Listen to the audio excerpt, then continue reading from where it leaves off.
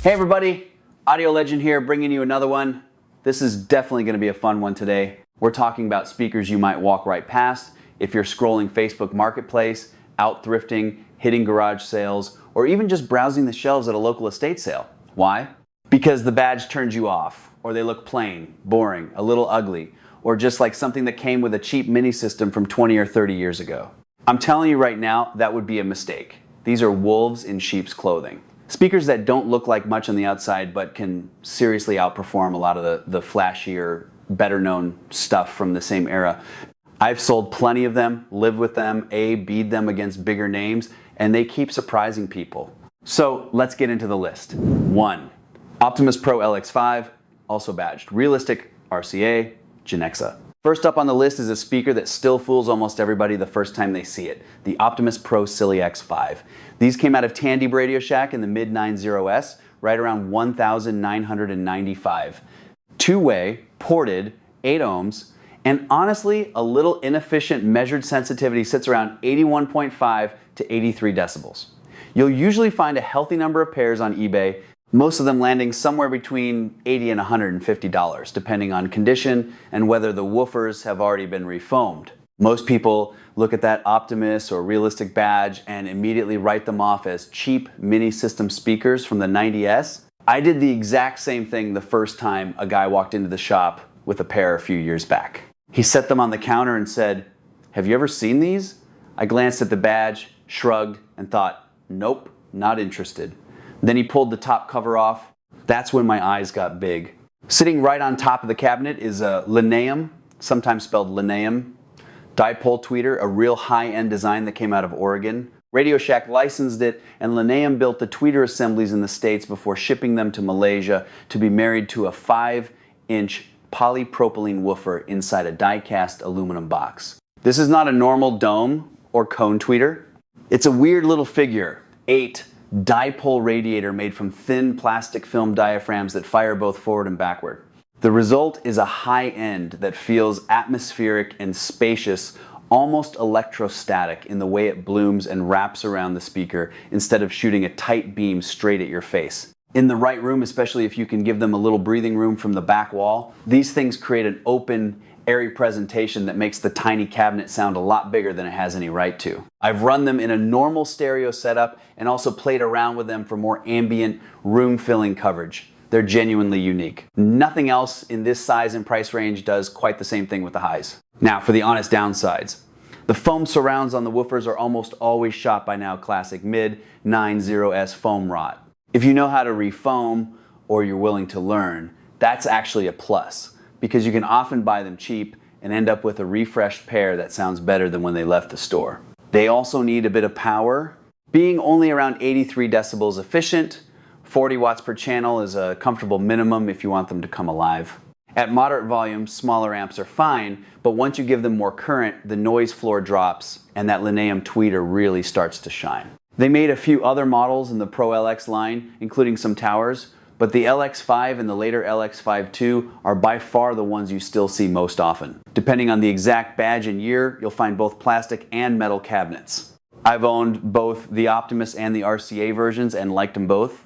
The sound character stays consistent, so if you're out thrifting or garage sailing and you spot a pair of these that look boring and cheap, do yourself a favor and grab them. A simple refoam later and you've got a genuinely interesting little speaker that most people will keep walking right past. These are classic wolves in sheep's clothing, and once you've heard that dipole tweeter open up, you'll understand why they still have a quiet cult following. 2.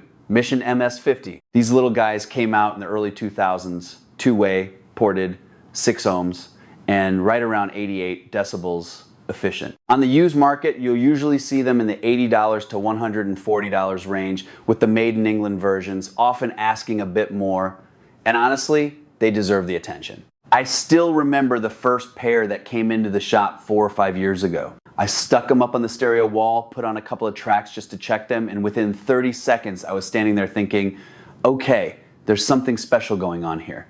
For how tiny they are, the amount of clean, well-balanced sound coming out of those little cabinets was genuinely surprising. I started being them against everything else I had in that size and price range, and they just kept winning. Customers heard them and reacted the same way. They sold fast. When another pair showed up later, I bought them for myself and still pull them out whenever I want a quick reference or a small second system that doesn't take up any real space. Here's the part that actually matters if you're hunting for a pair. There are two main versions. The early ones were made in England. A lot of them came with Denon executive mini systems like the DM50, and the later ones were made in Malaysia. The English versions tend to bring more money, and a lot of people online swear they sound better. From what I've seen and heard, the UK made ones use a real Audax tweeter and put that tweeter in its own sealed chamber so the woofer couldn't mess with it. The Malaysian ones used a different clone style tweeter in a slightly simpler internal layout. I've only owned the English ones myself, so I can't give you a perfect side by side, but the consensus is pretty clear that the made in England pairs have the edge. Build quality is solid for the size. They throw a surprising amount of usable bass out of that tiny box. The mid-range is clean and engaging, and they never sound small or thin the way a lot of mini speakers do. If you're looking for a compact vintage mini monitor and don't want to drop money on something new, these sit very high on my personal list. Quick pro tip when you're shopping on eBay or Marketplace, always zoom in on the back label. It will clearly say either made in England or made in Malaysia.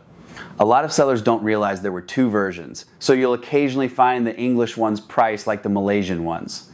That's free money if you're paying attention. These remain one of my favorite small bookshelf speakers of that whole era.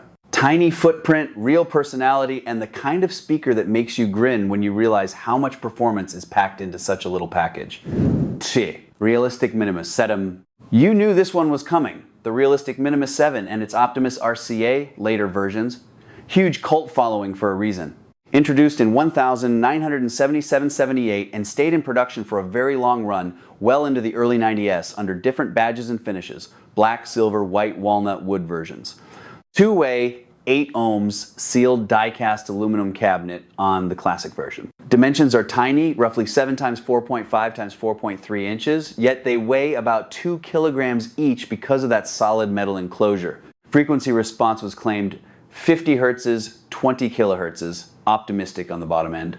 Power handling around 40 watts. They don't produce real deep bass, let's be honest. The mid-range and treble, however, are surprisingly good for the size, and the metal cabinet makes them extremely robust, almost indoor, outdoor tough. That's why you still see packs of 5 or 6 taped together at thrift stores that were once used as cheap surround satellites.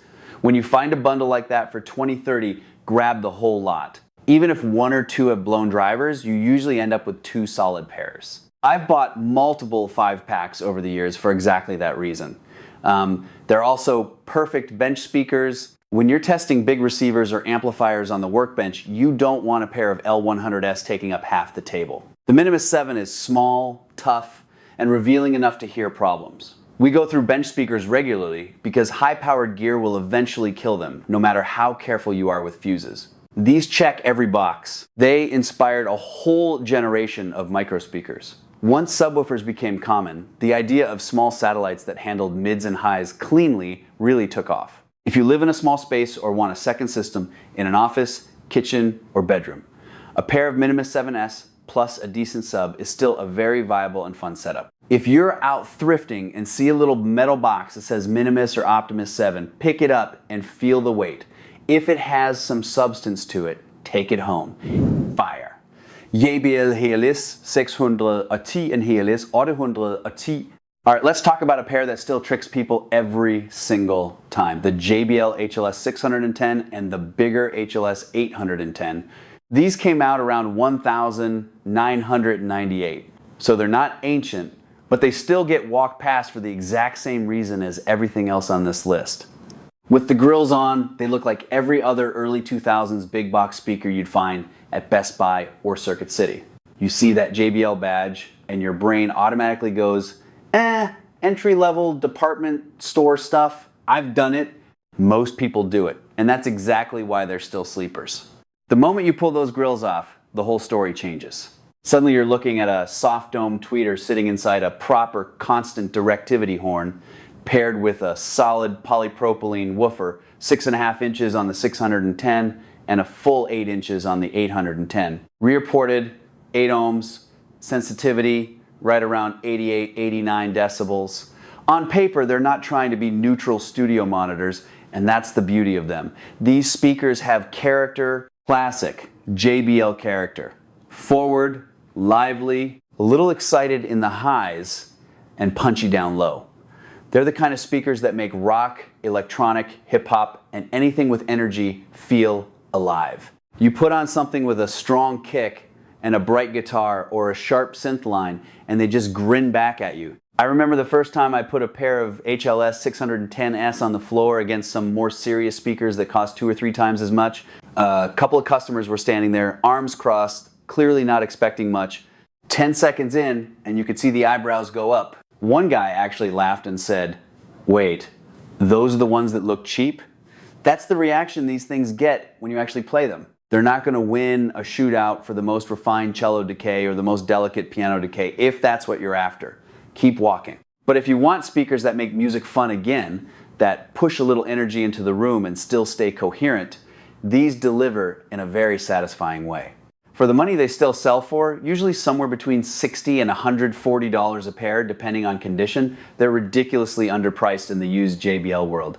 The cabinets are solid enough, the power handling is generous, and the size makes them perfect for a garage system, a secondary system in the office, or even a main system if your room isn't huge. I've run the 810S on everything from modest receivers to bigger amplifiers, and they never feel strained. They just dig in and play. So next time you're at a thrift store or scrolling marketplace and you see a pair of HLS 610S or 810S sitting there with the grills still on and a low price tag, don't keep walking. Pull the grills, give them a real listen if you can, and I promise a lot of you are going to be surprised. These are classic, look like nothing, sounded like something speakers, and they still punch way above their weight.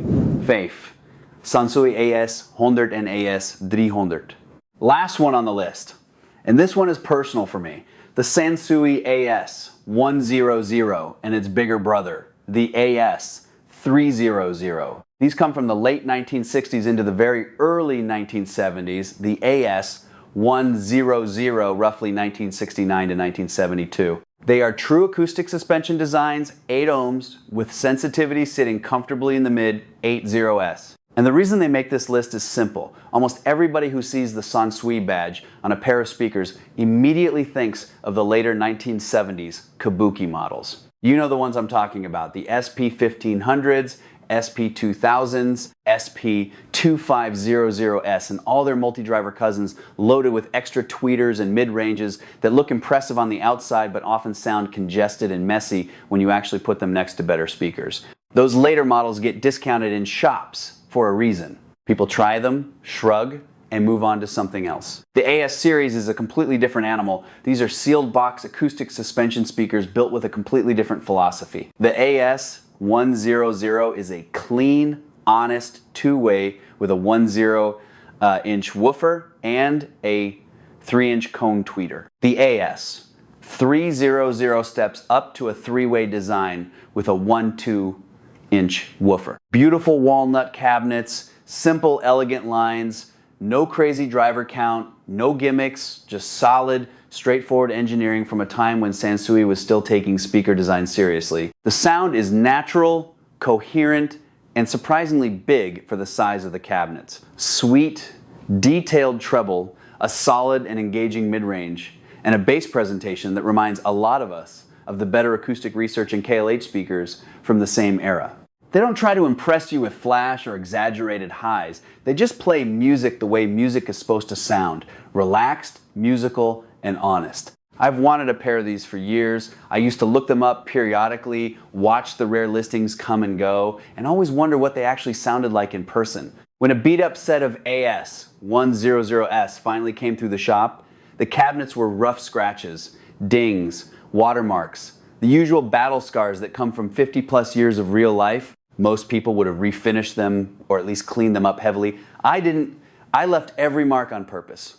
These are my honest Sansuis, and they sound incredible. In my experience, they are among the best sounding speakers Sansui ever made, and I've heard a lot of Sansui speakers over the years, the flashy multi-driver ones, the later models, the ones that look more impressive on paper. Nothing from the later kabuki era has ever hit me the same way these do. Plenty of people will disagree with me on that, and that's completely fine. Taste is taste. But once you've actually lived with a pair of these AS models for a while, the later multi-driver Sansui speakers start to feel like a step sideways at best, and sometimes a clear step backward. The AS series has that rare quality where the music just flows without calling attention to the speakers themselves. You stop analyzing and start listening. That's a harder thing to achieve than most people realize. They are rare. You don't see many pairs at any given time, and when they do show up, the prices can climb $300 to $800 or more, depending on condition and whether the cabinets are still presentable. Even the rough ones hold value because the people who know what they are will still buy them. Still, if you ever spot a pair of AS 100S or AS 300S at a garage sale or thrift store, and that Sansui badge makes your brain automatically say, probably just another kabuki, stop right there. These are the exception that proves the rule about Sansui speakers. Quiet, refined, musical, and almost completely overlooked by the average person because they don't look flashy enough. No extra drivers, no wild grills, no marketing hype, just honest sound from an era when that still mattered. And that, my friends, is exactly why they belong on this list. That's the list for today. Every single one of these speakers has been walked past by people who judge them only by the badge or by how ordinary they looked instead of actually listening to them. And I've made that exact same mistake myself more than once.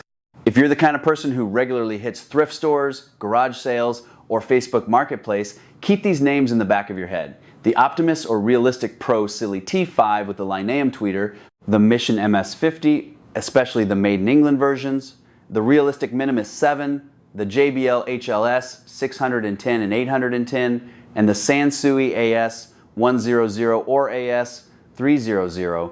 Whenever you're at a garage sale, always ask if they have any old stereo equipment or vinyl records. You'd be amazed how many times someone answers, oh yeah, we've got a couple speakers sitting in the garage. We didn't think anybody would want those. If you've ever found a great sleeper pair that most people would have ignored, drop the story in the comments. I love hearing those. Same goes if you have suggestions for other under-the-radar speakers that look boring on the outside but sound excellent. We'll put together a follow-up part 2 down the road. Thanks for watching another video from Skylabs. If you'd like to support the channel, head over to skylabsaudio.com/shop for shirts, hats, and whatever else we've got going. Have a great week, and I'll see you next Sunday.